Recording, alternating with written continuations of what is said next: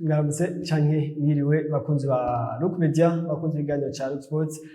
Nkuko musanzwe mubizi ni turi ku musi wa mbere igenekezo rya 2024 ntwarane umwaka wa 2025. Turi kumwe n'uwundi dusanzwe twashikirezana ikiganiro ca Rock Sports. Nibaza ko mwamaze kuba umumenyera, ariko nawe nyene tumusabe abanze yivuge. Kaze muri ikiganiro c'inkino, nanje ku mazina yiwanje abanitwa Uwirwa Enedarne, abafatikanije na Julius mu bashikiriza kino kiganiro c'inkino. Ego karibu. Ni ikiganiro ca Rock Sports cy'uno munsi tuzakubashikiriza ku makuru y'inkino avugwa hano mu gihugu c'u Burundi. Musanzwe muba mubizi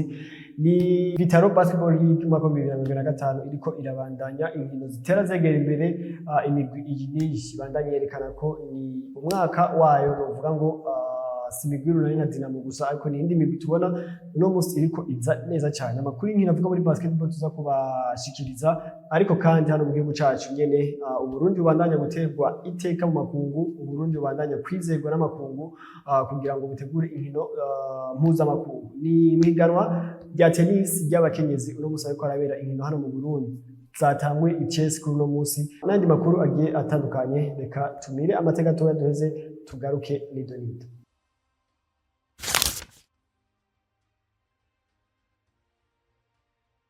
Twamaze kuba tugaruka, reka duhere neza muri Vitaro Basketball League ariko irabandanya kunjwe igira ndwi n'indwi igira munani ku munsi wa gatandatu ndetse no ku munsi w'Imana ko musanzwe muba mubizi. Hari inkino zikomakomeye muri ino ndwi, umugwa w'Urunani n'ukwakira n'umugwa wa Rezipo. Hari ku munsi wa gatandatu ubona ko n'urukino rwari rwindiriwe, inyuma y'uko umugwa wa Rezipo waje gukina urwo rukino uri mu kibanza ca mbere, waje gukina urwo rukino waramaze gutsinda umugwa Dinamo muri no mwaka w'inkino. Ariko n'umugwa wa Rezipo waje werekana image ikomeye cyane. N'Urunani rwari rurindiriwe cyane, urukino rwari rurindiriwe. Nibaza ko rwabaye urukino rukomeye, rwaje guhagarikwa gatoya n'imvura, harahera kanya rwaje kuba rutangura rutevye, ruza guhera mu masaha yo mw'ijoro, ariko ubona ko rwari urukino rumeze neza. Ariko umugwi w'Urunani ariwo washoboye gutahukana intsinzi, utsinze umugwa wa Rezipo ku budasa bw'amanota agera kuri 19. Urabona ko yabaye ari game iri maîtrise cyane ku ruhande rw'umugwi w'Urunani. Darne umugwi w'Urunani uno munsi umaze gutsinda urukino rumwe n'umugwi wa Remesha, waje gutsinda umugwi wa Rezipo. N'umugwi wa Rezipo nubwo tutari tubivuze ku munsi w'Imana, umunsi w'ejo warasubiye gutsindwa kandi n'umugwi wa Tigers.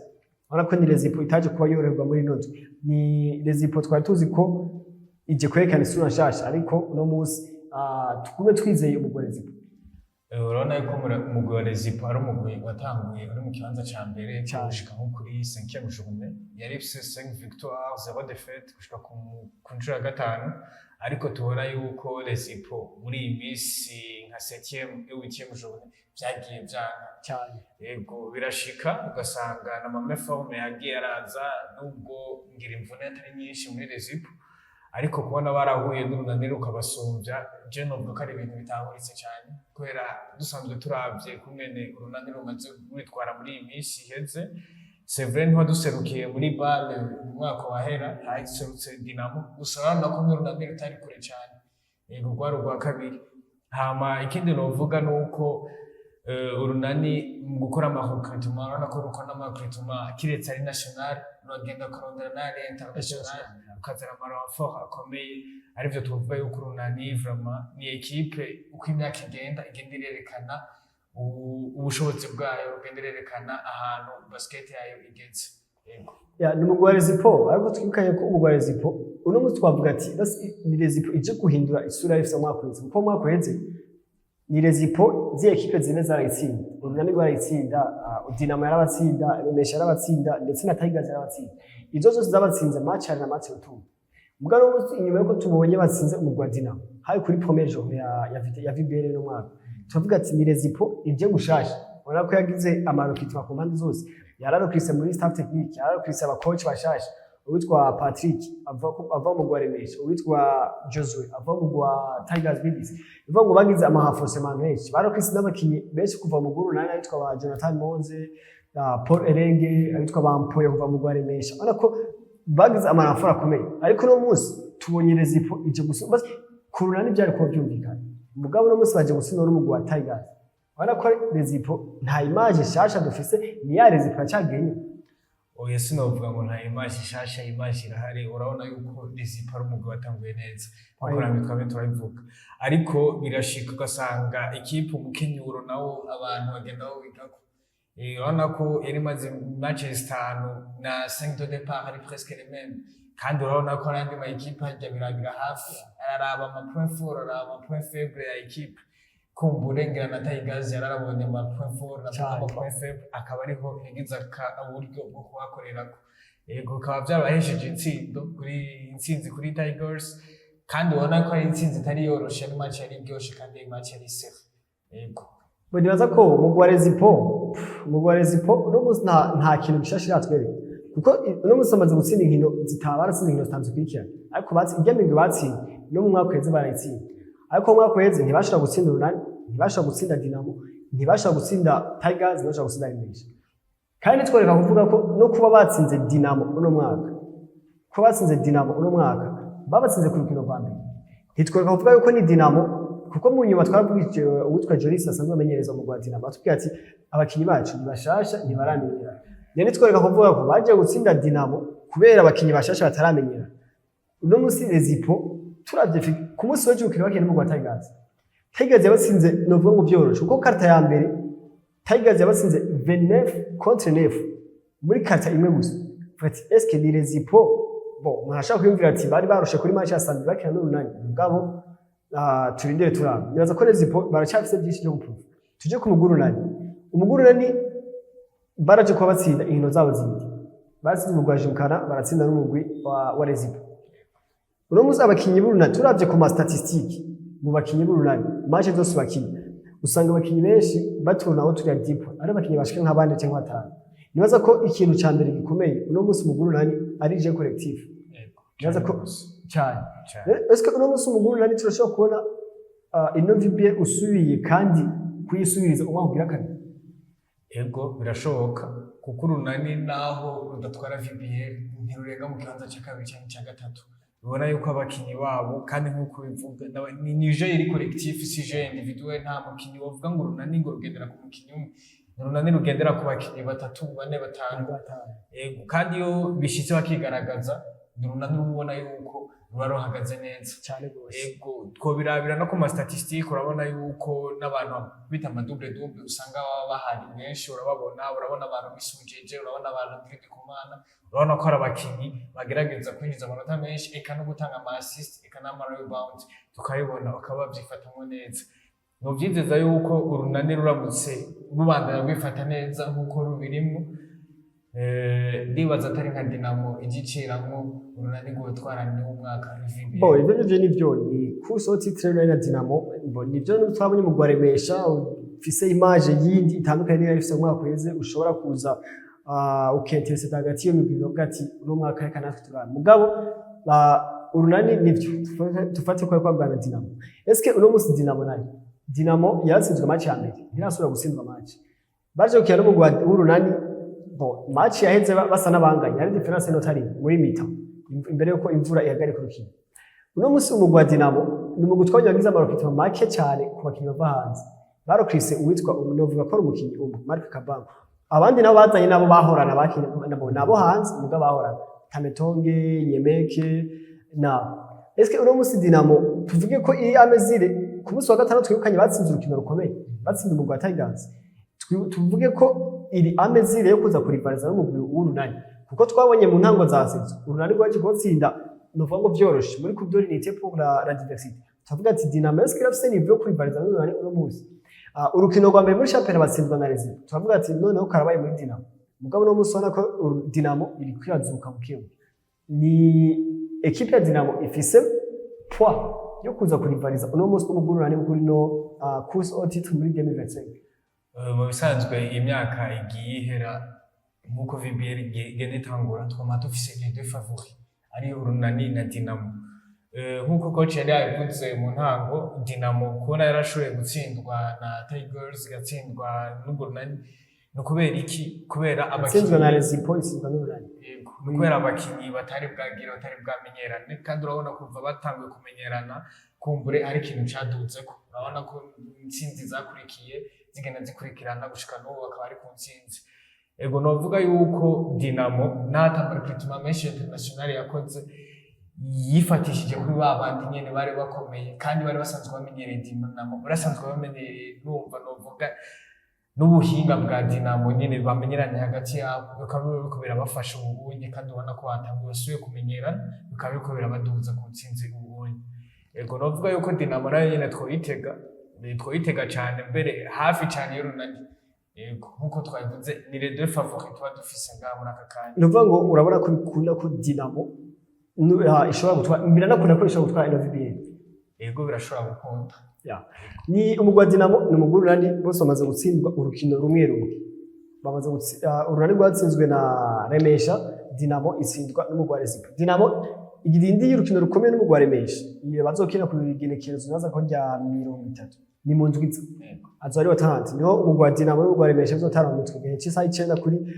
Departement des Sports baza ko ni match komeye cyane izoba ari iri test ku mugwa Dinamo uko twibuka mugwa Dinamo watanguye nabi championnat ariko match bariko bakina n'urunani wana ko ni Dinamo yerekanye visage yindi itandukanye ariko yerekana muri debut de saison baza ko rero umugwa Dinamo birakunda cyane ko ushobora kuza kugwanira ino titre ya BB kuko twibukanye ko no musiri muri saison régulière barafise droit y'amahokrituma muri playoff bana ko umugwa Dinamo ntituzotanga tubonye bazanye abandi bakinyi bakomeye cyane cyo kimwe n'urunani cyo kimwe na Remesha cyo kimwe n'indi migwi yose ariko no munsi umugwa Dinamo nibaza ko aho bigeze atari bibi cyane nibaza ko imbere ko tuva muri basketball ashaka gutubwira izindi nkino zari zabaye ku munsi wa gatandatu ndetse no ku munsi w'Imana nkuko twari turavuga muri weekend habaye inkino za 7e et 8e journée ego harabaye inkino zitanu ku gice cya 7e journée n'inkino zitandatu ku gice cya 8e journée ku nkino zashoboye kuba kuri 7e journée harabaye urukino rwa Muzinga n'urundi rwa ruhuza na Remesha aho Remesha yashoboye kubyifatamwe neza iratsinda Muzinga ku manota 120 kuri 48 ya Muzinga aho twabonye na Young Eagles intsinzi yabo ya mbere itsinda umugwi wa Aigle Noir ubona bitifashe Young Eagles n'umugwi mwiza cyane mwiza nabana akiri bato bari baza ko kandi bari yankadre neza kuko bafite umukoci abiza umukoci yitwa Aimé Bitaguye naza ko ni umukoci wa equipe nationale y'aba U16 naza ko equipe ya Young Eagles ni equipe asifuye hamwe boshobora kubandanya uko nyene aba barongoye bagashobora gushira mu buryo bakabandanya naza ko Young Eagles azoba ari equipe ikomeye mu myaka y'imbe ikomeye cyane gose urabona urumva na maneuver generation kandi urabona yuko batera bamenyerana uko inkino zitera zegera imbere akaba ari ibintu byiza arabandanije n'izindi nkino aho Remesha atanye mu mutwe na New Star New Star ikaba yarashoboye gutsinda Remesha ku manota 76 kuri 72 New Star yatsinze Gymkhana ku manota 76 kuri 72 harabaye n'urundi rukino ruhuza Dinamo na Tigers aho Dinamo yashoboye kubyifatamo neza ngo twabivuze itsinda amanota 100 kuri 81 wa Tigers harabaye n'urundi rukino ruhuza nkuko twabivuze urunani na Resipo aho urunani rwabyifashemo neza rushobora gutsinda ku manota 88 kuri 66 ya Resipo nkuko byagiye bibandanya hari habaye izindi nkino za 8e journée arizo zahujije urukino rwa mbere rwa rwarahujije Remesha na Young Eagles aho Remesha byifashemo neza iratsinda Young Eagles ubona ko na Remesha ari equipe ihagaze neza Remesha ni equipe iri favorite muri VBA no mwaka kandi tukaba tubakeje baratsinze Remesha baratsinze Young Eagles ku manota 92 kuri 48 ya Young Eagles n'urundi rukino rwahujije New Star na Lion Team equipe shasha aho New Star yabyifashemo neza iratsinda 113 kuri 47 ya Lion Team equipe ya Lion Team uyibona gute muri VBA na rishasha bonaza ko ni equipe shasha ni no equipe ya Lion Team na equipe ya Aigle Noir bonaza ko ni Lion Team irafite intsinzi imwe muri VBA yatsinze Aigle Noir ahubwo Aigle Noir yatansinze rimwe ifise gusa Aigle Noir niyo ahubwo iteye abakinyi kuko na Aigle Noir no musi yarakinye na equipe ya Kiel muri Nozo itsindwa turashifa bonye equipe itsindwa turashifa no mugwa Kiel nyaza ko ni ikintu gitebwo bwatse equipe mbega iroganze gute ariko nitwibagire ni equipe nshasha yaba Lion Team yaba Aigle Noir na equipe mashasha muri VBA ariko Aigle Noir ni saison ya kabiri boni saison ku mwaka ni hari no musi yagarutse ariko twese abakinyi bafise niryo rya mbere bakinye VBA bose mba nisho gituma tuvuga ati ni equipe nshasha aho bica bivana n'iki bica bivana n'abarongozi b'imigwi uko bariko barabona ibintu bavuga ati bashaka gucika intege bavuga ati kuko no musi basketball n'amahera ekipe yose bwitera imbere ushiramo amahera urinvestisa rero abarongoye imigwi hamwe no musi bavuga ati ibi bintu inzira zitani zibaho bacavuga ati uburyo bwa nta mafaranga tuza gutanga abonye imigwi ya Eagle Noir ya team n'iyindi twaje ko tubona ku Brothers team wajera mu gukomeye ubrokinye bakomeye inyuma y'umwaka umwe urabivuyemo ni hamwe rero n'abarongozi bavuga ati twebwe ndabona hanaco tuzohano bagakuramo uburyo bwa imigwi tuzoyibona iri kwa disparis ariko hamwe twobona abarongozi bavuga ati ntaco ni intango reka twinvestise dushime tuzobona imigwi ya Eagle Noir dushobora kubona imigwi ya Eagle Noir ndetse na Ryan team iri kuraduga kuri nivo ikomeye nibaza ko byose ni case y'umwanya bakaravuga ngo nta upfuka ari ngo yuzure ngo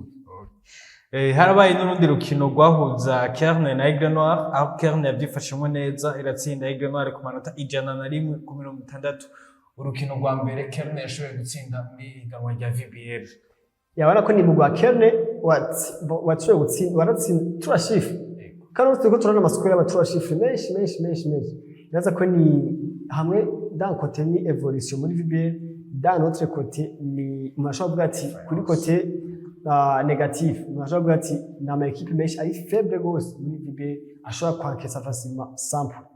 trois chiffres rero naza ko nayo makuru yako aravugwa muri basketball Vitaro Basketball League muri 2025 naza ko inkino zizobandanya mu ndwi iza kwigerekezo rya 29 na 30 nimba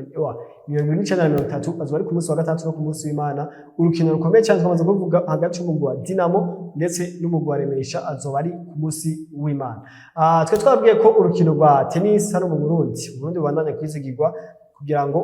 utegure inkino mpuzamakungu muri tennis ku nshuro ya gatatu kurikirana Burundi bose kwakira ihiganwa mpuzamakungu rihuza abakenyezi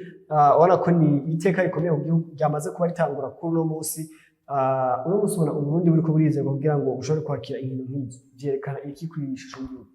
vyerekana premièrement évolution y'urukino rwa tennis ngaha mu Burundi ikindi naco antuka baratwizera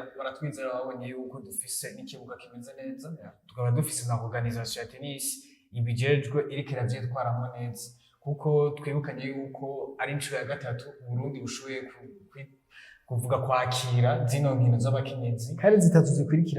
zikurikirana umva ni ikintu ciza barashimye kumwe twitegurira izi nkino barashimye no ngene dufata abakinyi barashimye no ngene twakira abantu baba baje bavuye muri ivyo bihugu bitandukanye baje kuraba izo nkino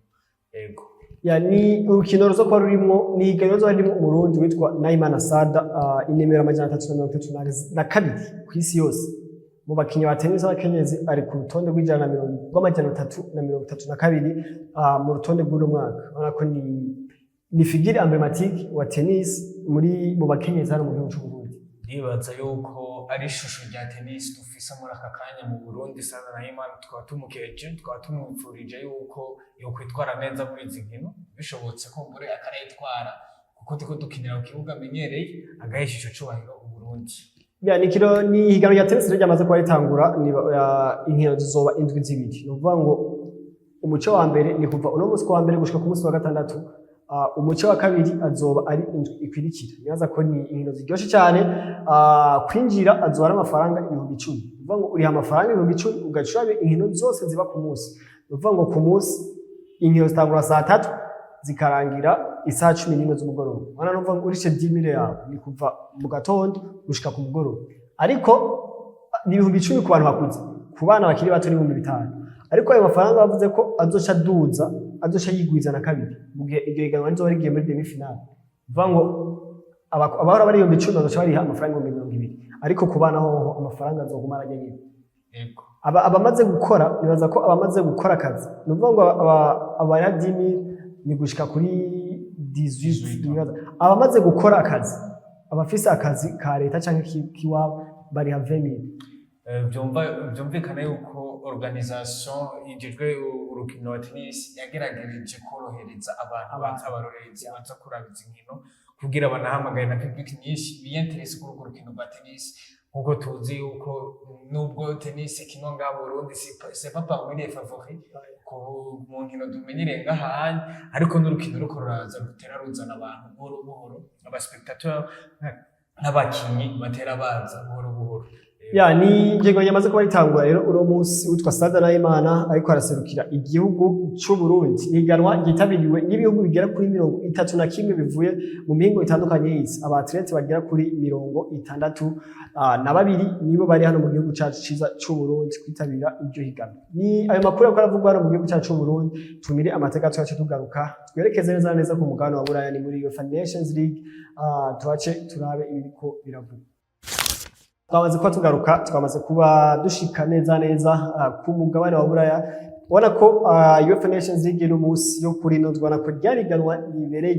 ijisho ryariganwa rimo ibitsindo byinshi cyane mu nkino zose zabaye ku munsi w'ejo. Duhere Madrid igihugu cya Espagne aho mu Espagne hari wakiriye igihugu cya Espagne ya Fuenlabrada cyari cyakiriye Les Oranges ba Pays-Bas. Urukino rwa mbere byari byabaye ibitsindo 2-2 mu gihugu cya Amsterdam mu gihugu cya Pays-Bas. Ubona ko Espagne Madrid baje kuba banganya ibitsindo 3-2 bivuga ngo biba 5-2 kuri score kimwe cyangwa aggregate ibitsindo 5-2 hagati mu igihugu cya Espagne n'igihugu cya Pays-Bas. Igihugu cya Espagne kiza gutsinda ama penalty 5-4 umengo sindayibukane ama penalty 5-4 nuko igihugu cya Espagne kiba kironsa amahirwe yo kuja muri semi-final muri uno mwaka muri UEFA Nations League no mwaka mu nkino zozoba mu kwezi kwa gatandatu. Igihugu cya Espagne kizoca gihura n'igihugu cy'Ubufaransa. Uno musi igihugu cya Espagne twari tuvuga ku munsi wa gatanu nubona ko gishobora kwiropera namwe twari tuvuga kigatwara ibikombe. Uno musi iheruka gutwara Euro gishobora no gutwara UEFA Nations League. Twaje ko tuvuga muri seza ati cyari byaza gutwara Euro muri 2008 gitwara Mondial muri 2010 gitwara Euro kandi muri 2012. Uno musi kishobora kuzagatwara UEFA Nations League muri yaheruka ku kikaza gutwara muri Euro 2024 kigashobora gutwara na UEFA Nations League no musi cyangwa Mondial 2026. Ico tubona nuko equipe ya Pays-Bas nuko ari equipe vraiment yeganye ubuhinga bukomeye cyane tutari duherutseko. Yego yerekanye urukino rwari rukomeye rwabahujije na Espagne rukaba rwavuye mu bitsindo byinshi ngo twabibonye abakinnyi benshi baragiye barigaragaza turabona mu bitsindo byinshi tubona yuko ikipe ya Pays-Bas nayo yatsinzwe ari ikipe imerita nayo nyene ajya gutsindirwa mu penalty novuga yuko ari malchance ariko urukino warukiniye gushika aho bishika. Yego novuga yuko Espagne nayo tugenda tubona yuko ari ikipe ikomeye cyane ari ikipe iguma yigaragaza ari ikipe ifise abakinnyi tuko turabona ariko aragaragara ko umugabane w'isi n'abakinnyi bameze neza kandi ndibaza atagisivyo barashobora gutwara iyi UEFA National League. Igihugu cya Espagne no musi gifise generation biraza ko isoko ari ya generation 2008 yagarutse mu mwambaro mushasha canke muri style shasha. Ubona ko Fuenlabrada no musi ni equipe ikomeye cyane ku mugabane wa Buraya ibandanya kuvyerekana Lamine Yamal, Nico Williams n'abandi benshi batandukanye. Ubona ko baba bahagaze neza cyane ku ruhande rwo gusatira cyane ko niho kino gihugu giteye ubwoba. Ku ruhande rwo hagati ni equipe ikomeye, ku ruhande rw'inyuma ni equipe naho ikomeye kandi ni equipe twaje kwa tuvuga ku munsi wa gatanu ichanze experience jeunesse nyaza ko bituma iba ari equipe iri sude neza. Ni ku munsi w'ejo nyene igihugu cy'Ubufaransa kiza kugira novuga ngo sindi ko twahitaho mutada ariko kiza guhovena Oscar igihugu cya Croatia cy'abatsinzi Zagreb ibitsindo 2-0 ariko ku munsi w'ejo Ubufaransa buza gutsinda ibitsindo 2-0 nyene igihugu cya Croatia baza kugira score kimire 2-2 mu mazina ya penalty. Boneka yuko ejo umukinnyi yiswe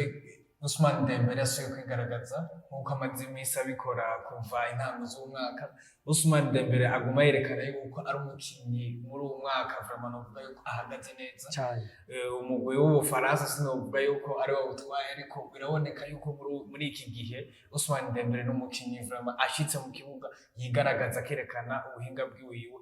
Barashoboye gutsinda equipe ya Croatia ibitsindo 2 bari kumwe ku bitsindo bya Ousmane Dembele na Michael Olise byashoboye kubahesha gushika muri prolongation barashikana no ma penalty aho bagiye gutsindira ku ma penalty bitoroshe igihugu cya Croatia. Ubona ko naco cyari gihagaze neza naho cyatsinze. Yego boni equipe ya Croatia ikomeye tumenye imaze igihe imyaka myinshi yiyerekana ku bwana wabona ko ni equipe ikomeye. Urundi rukino yari Seleção Portugal yaje kuba itsinda ibitsindo byo byari byinshi cyane yaje kutsinda igihugu cya Denmark ibitsindo 5-2 harimo igitsindo cyitwa CR7 twaje kwa tuvuga ku munsi wa gatanu yarahujije penalty hakiri kare cyane ku munota wa gatandatu acaza gutsinda igitsindo kindi atari penalty ubona ko ni Cristiano Ronaldo abandanya kwerekana ko aracari necessaire cyane muri no selection ya Portugal. Cristiano de par son experience n'umukinyi rurangiranwa kandi n'umukinyi emblématique kuri bajya bakinyi bose kandi urabona yuko nawe yahujije penalty yatsinze igitsindo gikomeye yatsinze igitsindo gitanga umwizero cyerekana yuko bashobora kugaruka bagatsinda igihugu bariko barakina vyerekana yuko Cristiano n'umukinyi ari indispensable kuri Portugal nibaza gushika kuri Coupe du Monde ya 2026 kandi nawe nyene yifuza kuzoyitwara tumwitege muri 2026 tumwitege kuko bazomuzana cyane Cristiano simbona ko ari umukinyi wosiga inyuma ibitsindo byari byinshi cyane ku munsi wose twamaze ko tubivuga